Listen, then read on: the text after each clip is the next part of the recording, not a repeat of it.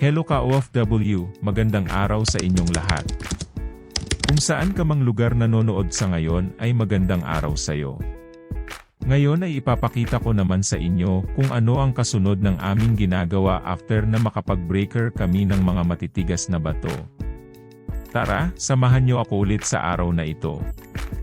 Hahakutin natin ang mga gravel na ito papuntang crusher. All around kami dito mga ka-OFW, hindi lang isa ang aming trabaho. Sa mga nanonood sa ngayon ay sana mag-subscribe ka naman sa aking channel para masubaybayan mo ang mga susunod ko pang mga videong gagawin.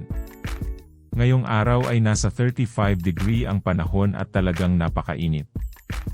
Ilang araw ng sunod-sunod na lumalampas ng 30 degree ang init.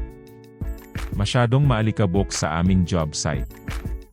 Marami ang nagsasabi na sa aming skills ay hindi sapat ang aming sinasahod. Dahil halos kami ang gumagawa lahat sa job site.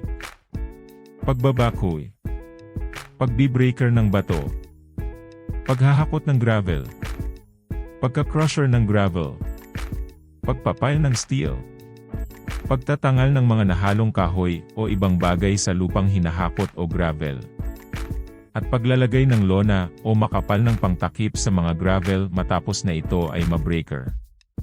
Siguro nag-iisip kayo bakit pa tinatakpan, iitatambak lang din naman sa mga daanan.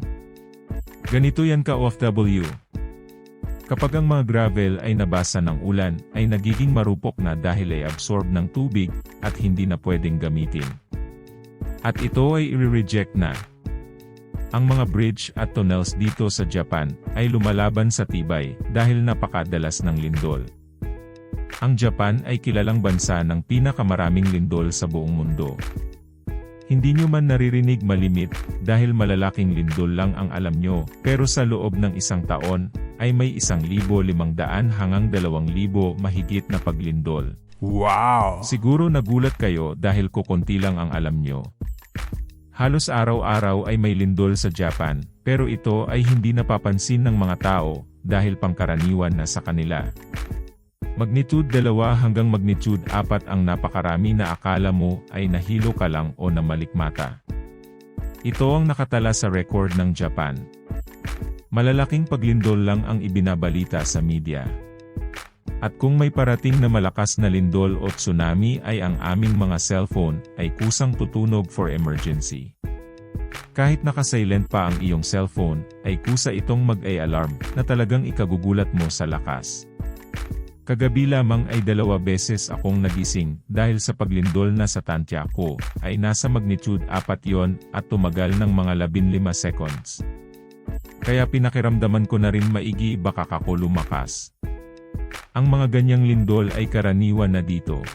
Yan ang dahilan kung bakit sobrang mabusisi sila sa paggawa ng mga tunnels, flyover at mga bridge dito.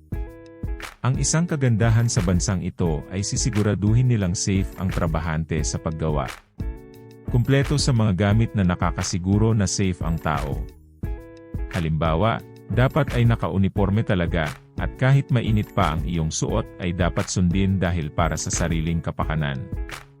Ang pagsusuot ng helmet, safety boots, gloves at iba pa ay kailangang sundin. Bawal manigarilyo habang nagtatrabaho, hindi paris sa ating bansa na habang gumagawa ay nakasubo ang sigarilyo sa bibig. Dito ay disiplinado sila sa bagay na yan. Oras lang ng break time sila naninigarilyo, at sa lugar na itinalaga lang dapat manigarilyo. Pwede kang magdala ng iyong inumin sa loob ng iyong booth, dahil sa sobrang init kailangang lagi kang umiinom ng tubig para maiwasan ang heat stroke. Kapag ang sasakyan ay puno na, kami ay nagbubusina para mabigyan ng sign ang driver na puno na ang truck at pwede na siyang umalis at dalhin ang gravel sa crusher. Sa loob ng isang araw nasa mga 50 o mahigit pa na trucks ang aming napupuno para hakutin.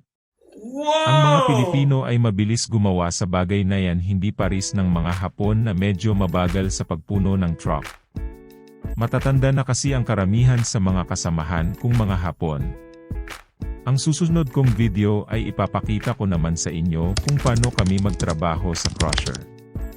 Sana ay subaybayan nyo kami at mag-subscribe na rin kayo sa aming channel. Parang tulong nyo na rin sa amin. Maraming salamat ka OFW sa tulong mo.